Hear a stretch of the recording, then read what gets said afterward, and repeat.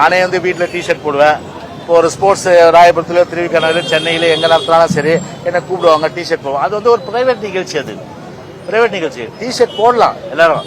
நான் இனிமேல் தான் இன்னும் டிஷர்ட் நான் விரும்புகிறேன். நான் இப்போ பல பேட்டிகள் பார்த்துருப்பீங்க நீங்கள். இந்த யூடியூப்ல கூட பார்த்தீங்கன்னா வீட்லேயே கேஷுவலாக டிஷர்ட் போட்டு தான் போடுவேன். அது வந்து பிரைவேட். அது கவர்மெண்ட்டுக்குன்னு ஒரு டெக்கோரம் இருக்கு.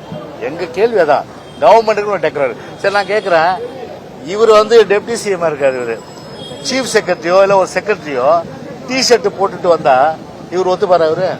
இவர் ஒத்துப்பாரா? உங்களை தான் கேட்குறேன். ஒரு சீஃப் செக்ரட்டரியோ இல்லை வந்து ஒரு செக்ரட்டரியோ இல்லை ஒரு ஹெச்ஓடியோ வந்து ஒரு டிஷர்ட் போட்டுட்டு வந்தா ஒத்துப்பாரா? நான் கேட்குறேன். கவர்மெண்ட் டெக்கோரம் இருக்கு. தமிழன் பண்பாடே வேஷ்டி தான். வேஷ்டி கட்டல உனக்கு என்ன பிரச்சனை? அது வந்து விடு.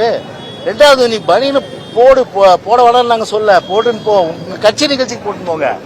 உங்க கட்சி நிகழ்ச்சிக்கு வந்து பாத்தீங்கன்னா மூஞ்சில கூட உங்க சின்னத்தை வரைஞ்சிங்க, எல்லா இடத்துலயும் கொடியை வரைஞ்சிங்க, எங்களுக்கு பிரச்சனை இல்லை. ஆனா அரசு நிகழ்ச்சின்னு வரும்போது அதுக்குன்னு ஒரு டெக்கோரம் இருக்கு. அந்த டெக்கோரத்தை மெயின்டைன் பண்ணுங்க. அது கூட வந்து கடைபிடிக்க தெரியாத ஒரு என்ன சொல்றதுன்னா ஒரு ஒரு அரைவேக்காடு தானே தான் நிச்சயமா இதை நம்ம நிச்சயமா சொல்ல முடியும். ஒரு அரைவேக்காடு தானே சொல்ல முடியும்.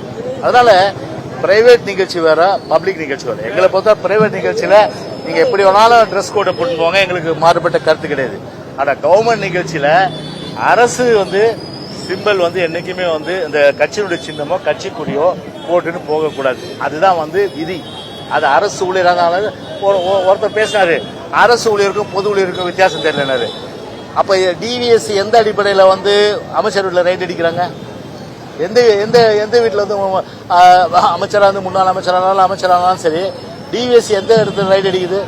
ஒரு அரசு ஊழியர் அடிப்படையில் தானே அடிக்கிறாங்க. அதை ரைட் அடிக்கிறது.